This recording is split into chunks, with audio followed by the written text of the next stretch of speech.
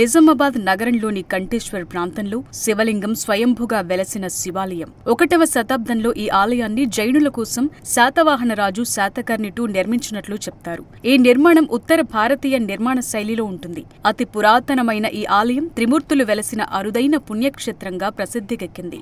ఈ నిర్మాణం దేవాలయంగానే కాకుండా నాడు నిజాం వ్యతిరేక పోరాటంలో రజాకార్లపై తిరుగుబాటు చేసిన స్థానిక ఉద్యమకారులకు రహస్య స్థావరంగా నిలిచింది.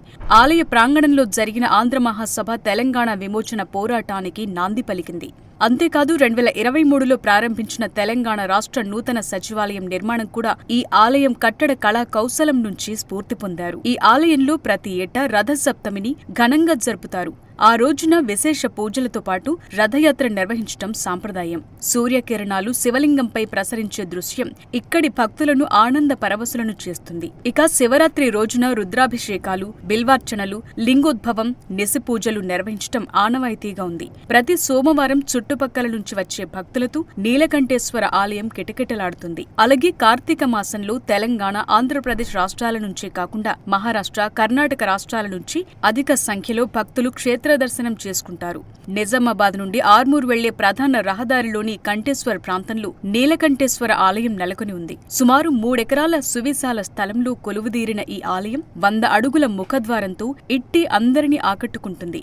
ఇక్కడ స్వయంభుగా వెలసిన శివలింగం నిత్యం విశేష పూజలందుకుంటుంది. ప్రధాన ఆలయంలో శివుడికి ఎదురుగా ఉన్న నందీశ్వరుడు ప్రత్యేక ఆకర్షణగా నిలుస్తాడు.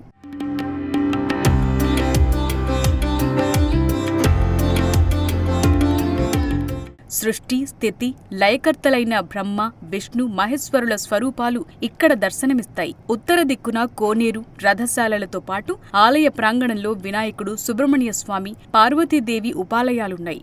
దక్షిణాభిముఖంగా దాసాంజనేయ స్వామి, సంతాన నాగేంద్రుడు, నవధాన్య మందిరం, పంచవటి కల్పవృక్షం వంటి ఉపాలయాలతో ఈ మందిరం సమగ్ర ఆలయంగా విరాజిల్లుతోంది. శాతవాహనరాజు 2వ పులకేశి జైనమతం స్వీకరించి తన రాజ్యంలో పలు చోట్ల జైన మందిరాలను నిర్మించాడు. ఈ క్రమంలోనే సుమారు 2000 సంవత్సరాల క్రితం నాడు ఇంద్రపురిగా పిలువబడ్డ ఈ ప్రాంతంలో ఈ ఆలయం నిర్మించాడు. అయితే కొంతకాలం జైన మందిరంగా ఉన్న అనంతరం కాకతీయుల కాలంలో ఈ ఆలయాన్ని శివాలయంగా మార్చారు. వారు ప్రత్యేకంగా గర్భగుడిని కట్టారు. క్రమంగా తమ శిల్పకళా రీతులతో ఈ ఆలయాన్ని అభివృద్ధిపరిచారు. ఆలయంలో స్వయంభు శివలింగంతో పాటు విష్ణువు నాభి నుంచి ఉద్భవించిన బ్రహ్మ ఉండడంతో నీలకంఠేశ్వర ఆలయంగా నేటికీ విరాజిల్లుతోంది. కాలక్రమంలో ఇంద్రపురి ఇందూరుగా మారింది. నిజాం పాలనలో ఇది కాస్త నిజామాబాద్గా నామకరణం పొందింది. ఇక ఈ ఆలయం కారణంగా ఈ ప్రాంతానికి కంఠేశ్వరని పేరొచ్చింది.